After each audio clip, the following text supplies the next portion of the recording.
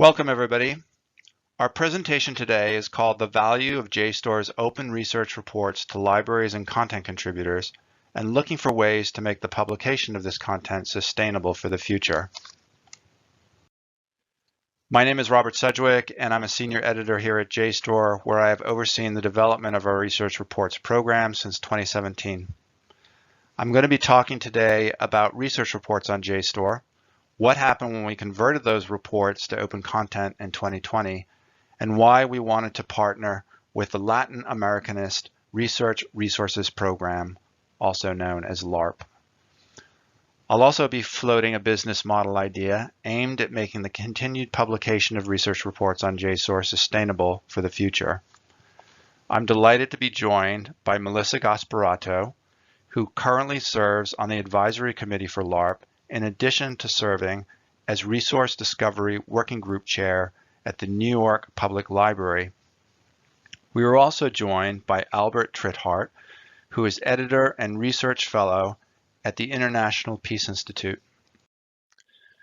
So just to belabor the obvious for a minute, let's begin with some simple definitions. Think tanks are organizations that generate policy-oriented research, analysis, and advice on domestic and international issues that enable policymakers and the public to make informed decisions about public policy issues. What are think tank research reports? These are publications, also known as gray literature, generated by think tanks, including, but not necessarily limited to, policy briefs, working papers, occasional papers, fact sheets, and reports. So let's dive right in. Think tank research reports have long been considered a valuable resource for teaching public policy and policy-oriented classes and supporting research at colleges and universities. The accessibility of these reports and their proclivity to cluster around the cutting edge of current research topics make them popular among faculty and students alike. Unfortunately, it's often difficult to discover this content using conventional Google searches, and digging through siloed repositories on individual websites can be both cumbersome and time-consuming. As a result, many of the best research reports from reputable think tanks slip through the digital cracks and go largely unnoticed. Additionally, students can't always differentiate between legitimate content and the growing corpus of questionable sources on the web.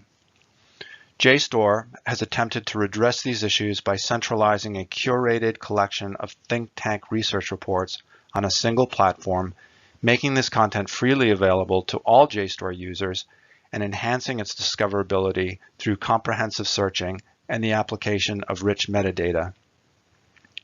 This not only benefits the university-based researchers, it also serves the interests of the think tanks themselves as they look for ways to stay relevant in today's fast-paced, technology-driven media environment and reach new audiences beyond the policymaking community.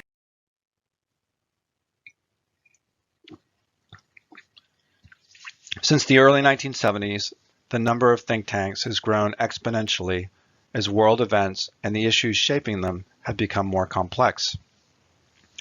There are currently more than 8,000 think tanks internationally, according to the Global Go-To Think Tank Index report, with the lion's share of these institutes based in the United States. India, China, and the United Kingdom come in second, third, and fourth, respectively. For many years, think tanks were considered reliable sources of expertise by policymakers and journalists who actively read their content and consulted their fellows on the issues. But as these issues entered the new millennium, their influence began to wane as they struggled to adapt to the new online environment. Although the internet provided them with a larger platform to reach their audiences, they now face growing competition from alternative electronic sources, including highly partisan news aggregators and blogs, social media platforms, not to mention the 24-hour cable news stations, all vying for the attention of policymakers who found themselves suddenly overwhelmed by a torrent of available information. In short, think tanks were finding it increasingly difficult to break through all the clutter and get their ideas heard. So how do think tanks, and particularly the more traditionally research-based institutes, stay relevant in a politically contentious and data-rich environment and become technologically innovative enough to broaden their reach. One strategy is to look beyond the policymaking world to other audiences that have an appetite for the kind of content that think tanks produce. Colleges and universities throughout the world, with millions of faculty and students, would appear to be the ideal ancillary market for this gray literature.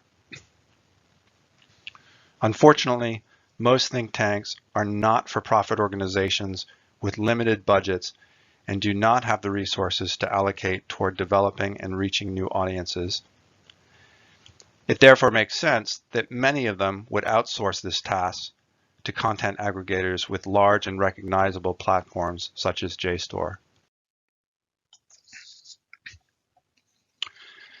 At JSTOR, we speculated that our users would find value in gray literature content if it were curated and made open and easily discoverable on our platform alongside relevant journal articles and book chapters.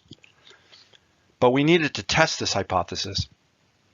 Before making think tank research reports widely available on JSTOR, we first assessed their value based on usage and end user feedback by limiting their access to institutions that license two of our thematic collections, Security Studies and Sustainability. Over a 3-year period, to our surprise, we found that usage for these reports was on par with the journal articles included in these collections. Having thus confirmed this value within the academic community, and with the support of the think tanks we work with, we converted all of our gray literature to open content, making it freely available to all JSTOR users in February of 2020. We did this as part of our mission-based initiative to provide more free content to the world, but we also wanted to help researchers access more content in specific subject areas. So for example, if a user discovered a research report on climate change on JSTOR, that report might subsequently lead the user to other content types, say a book chapter or a research article, or a journal article that offers a more academic, in-depth analysis on that topic. So what happened when we made all of our research reports freely available in February of 2020? Well, within the first couple of weeks of going open, the usage of this content increased by more than 800%. You can see that classic hockey stick trajectory in the second or third week of February in the middle graph under weekly actions.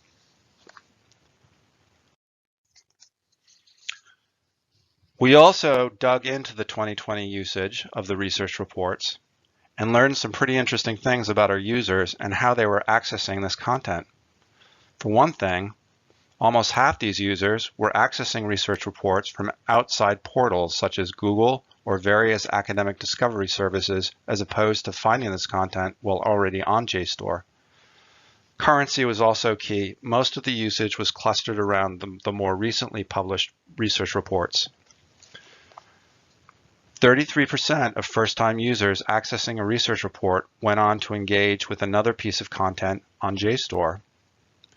Hence, we saw that research reports were serving to connect users with book and journal content, as well as with primary sources and images. We've heard from many faculty in recent years about the convenience and benefits of having a curated collection of think tank reports available in one place. I think that these two quotes confirm the value of publishing research reports on JSTOR and how they can connect faculty and students with other content types. Today, there are 42,000 research reports on JSTOR from 39 countries published in 29 languages. There are currently 6 areas of focus for research reports on JSTOR, and we were planning to add other disciplines next year. 166 think tanks from all corners of the world currently contribute content to JSTOR each month. This list represents just a partial example of our research report contributors. More than half of our contributing think tanks are based outside of the United States. Usage of research reports on JSTOR continues to be robust.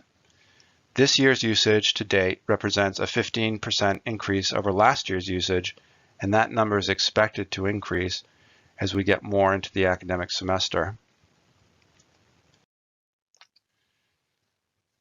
This pie chart shows that we have excellent coverage in some regions of the world, but we've struggled in others.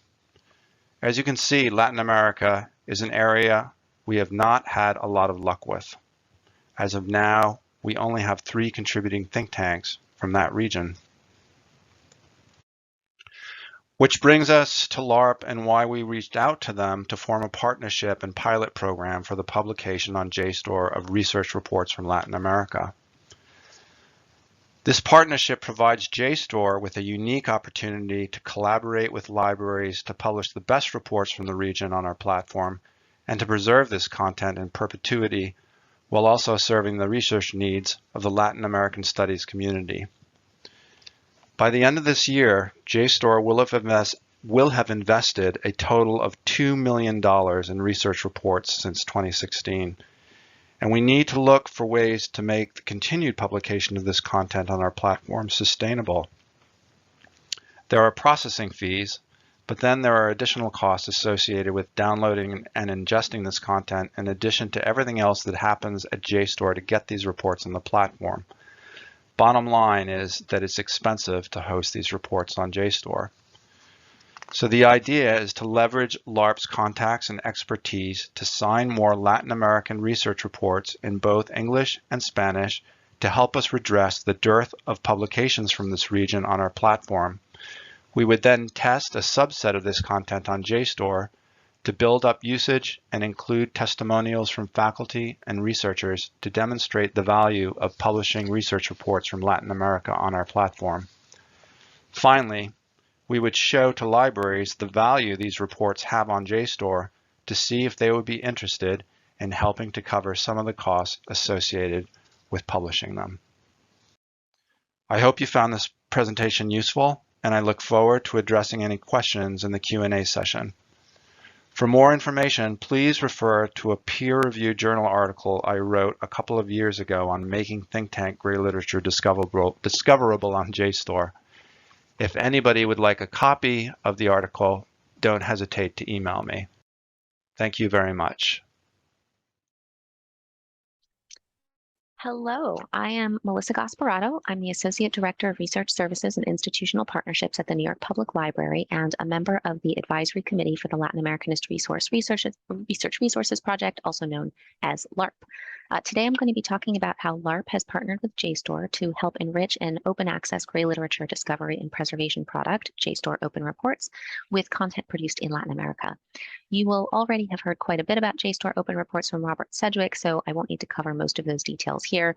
I wanted to start by giving you some background on LARP, background on the partnership, and then I'll walk through our approach and some of the issues that have arisen and how we are dealing with those. So LARP is an organization dating back to the early 1990s and is part of the Global Resources Network, which is administratively housed at the Center for Research Libraries. So the purpose of the group is to increase free and open access to information in support of learning and scholarship in Latin American studies. And the group consists of member libraries and research centers with an interest in supporting the discovery, promotion, and preservation of open access materials produced in or about Latin America and the Caribbean. There's an advisory board, which meets a couple times a year to discuss the call for proposals, the status of previously funded projects, efforts to grow and diversify the membership, and to help get proposals in shape for consideration by the full group, among other things. All member representatives meet annually as part of the Salam Conference, which is a professional organization founded in the 50s, supporting library information professionals working in the area of Latin American studies. So at the annual LARP meeting during the Salam Conference, representatives deliberate and vote on the various digitization, preservation, and discovery funding proposals that have come in that year. And then additionally, in recent years, the group has begun considering the endorsement of projects for which no financial commitment is necessary in order to provide non-monetary consulting or intellectual support. Previously, LARP had endorsed a collaboration with JSTOR to provide stewardship for open access monographs produced by CLACSO, the Consejo Latinoamericano de Ciencias Sociales, or the Latin American Council of the Social Sciences, which is a respected organization and network in Latin America fostering research and open dissemination of knowledge in support of social policy. Now in year 3, that project has resulted in the publication, discovery, and preservation of over 400 high-quality scholarly books through the JSTOR open platform. Every single title has seen usage, and usage is highest across Latin American countries, which really demonstrates the importance of supporting these types of partnerships, not only to provide a broad diversity of materials by Latin American scholars within a U.S. academic context, but also to support researchers in region as part of a broader commitment to global open access that's equitable. So there was already a good relationship between JSTOR and LARP when the group was approached with a request to help enrich the Open Reports project to help provide more representative content from Latin American organizations, which is something the JSTOR team had trouble securing. So Angela Carreño, who was then the chair of LARP and who was also the brainchild of the partnership with JSTOR around the CLACSO OA monographs, brought the proposal to the LARP advisory board as well as to the full membership and received an endorsement to help identify and make connections with suitable NGOs and research organizations in the region. LARP is an ideal organization for this task because it pools the expertise of dozens of Latin American subject specialist librarians who are familiar with the information landscape in this area and who have deep connections with local scholars and book dealers. So this was a crucial gap in knowledge that JSTOR had bumped up against in their project. And in order to truly diversify the open reports coverage with meaningful representation from the Americas, a partnership with a professional organization of specialist librarians just made good sense. I think librarians are also well positioned to help consider future business models for sustainability of the product as well. So as you can see here, the goals of the partnership are to increase the amount of Spanish language content from Latin America in open reports, which is to be facilitated by LARP affiliated librarians, making those kinds of connections. Once content has been ingested, data can be collected and analyzed to inform additional content additions and product improvements, as well as a business model for future sustainability. Currently, the organizations that you see on screen here have been targeted because they either have published relevant reports or can facilitate the gathering of reports, or they might even help us establish relationships with other important organizations, research organizations and NGOs. So CLACSO was the ideal first partner organization because of their previous work with both LARP and JSTOR on the OA monographs project. CLACSO also publishes working papers and reports in addition to books. And conversations with that organization, which we've been handling through a vendor partner in region in Argentina named Garcia Cambero. Those talks have been very promising so far. Additional conversations have been held with Flaxo in Argentina and the Instituto de Estudios Peruanos. And so the value of working with Garcia Cambero has been that they are a local business and have long-term existing relationships with many of the organizations who publish material that's relevant. And also that they're pretty well positioned to help handle any rights-related issues that might arise in the context of soliciting this material. Additionally, making connections with the Library of Congress field office in Rio makes good sense because they already collect materials from Brazil for many North American research libraries as part of the cooperative acquisition program.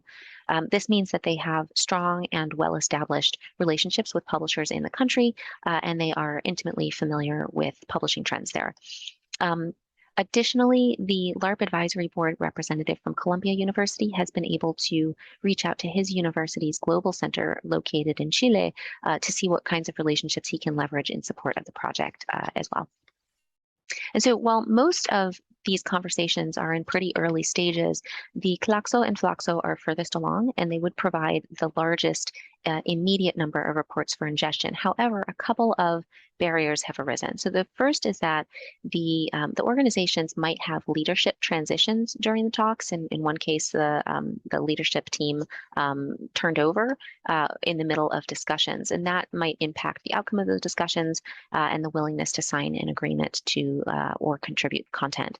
So our partner vendor, Garcia Cambero, has been in constant conversation with a couple of organizations, but the situation is sometimes evolving given internal politics of the organization at the leadership level. Another barrier that we've encountered is sometimes an organization might request something that would require a feature change on the Open Reports platform itself. So, for example, we've received a request to start including an organization's DOI alongside the DOI that JSTOR gives these reports, which is attached to the preserved copy. And it might not be in the cards in the near term for development work. It's just too high a development lift to add that functionality. So that also has the potential to impact participation rates. So just to briefly wrap up, the folks at JSTOR Open Reports knew that their product needed better representation of content from Latin America in order to be a meaningful global collection of gray literature. So they reached out to LARP after a previous successful partnership.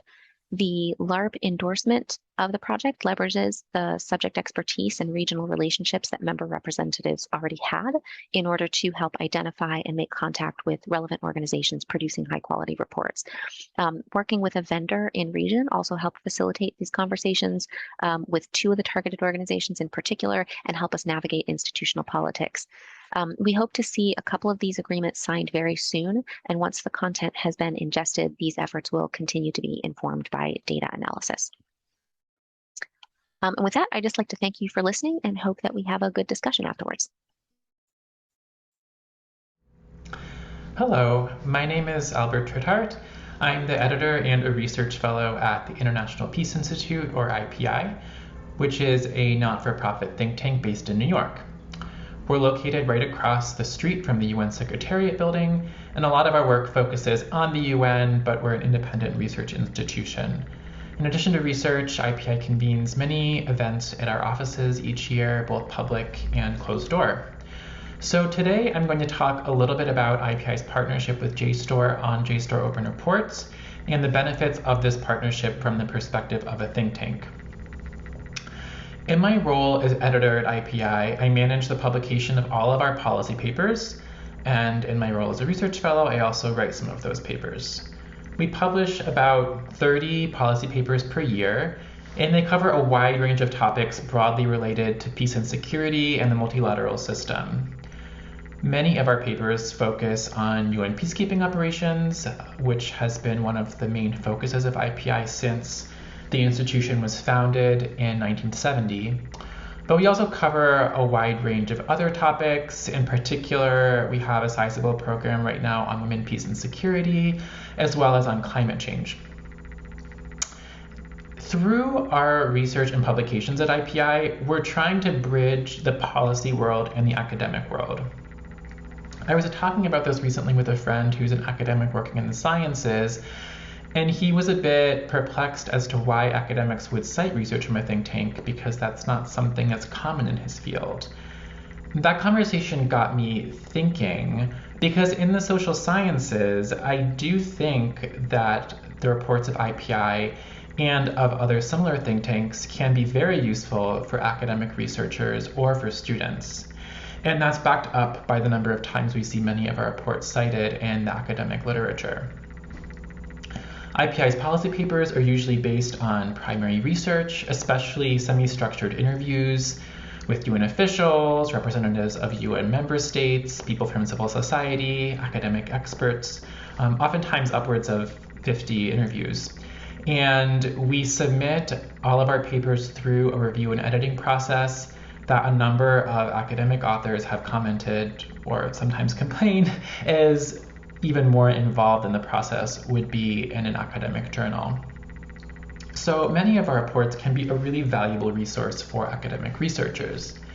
At the same time, our reports can help share academic research with policy audiences. We often extensively cite academic research, but we use it in a less theoretical way, drawing on the language that policymakers speak. We also convert both our original research and existing academic research into concrete policy recommendations. And we can combine long-term or historical academic research with our own up-to-date analysis to give policymakers information that's directly relevant to the decisions they're currently making.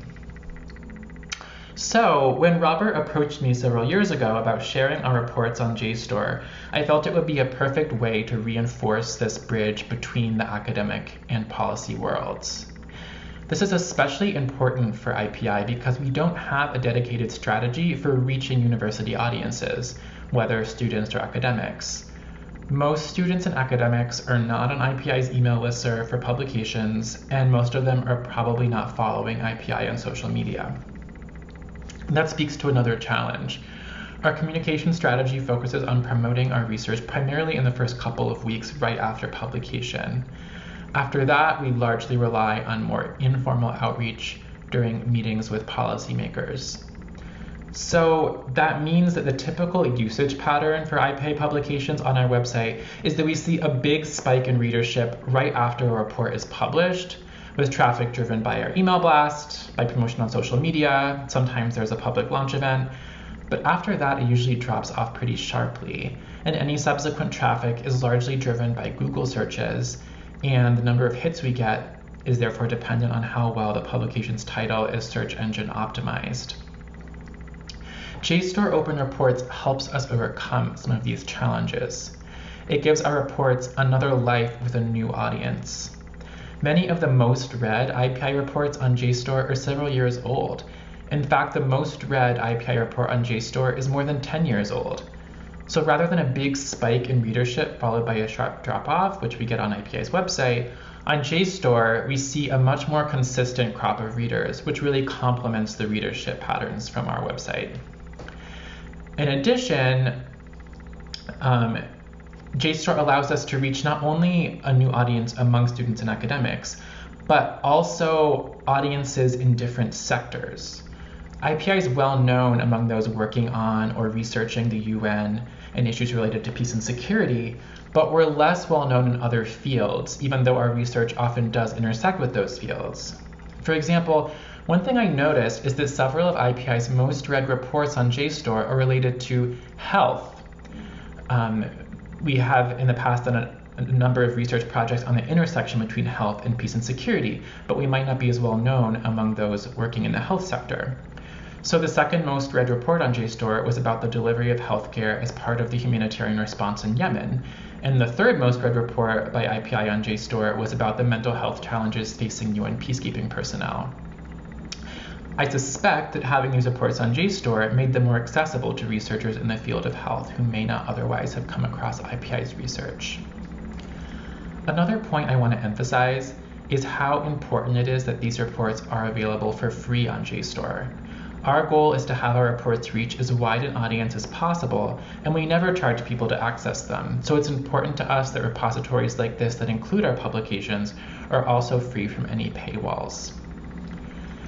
In conclusion, the value of this partnership with JSTOR was really brought home to me a few weeks ago when Robert shared the latest viewership statistics.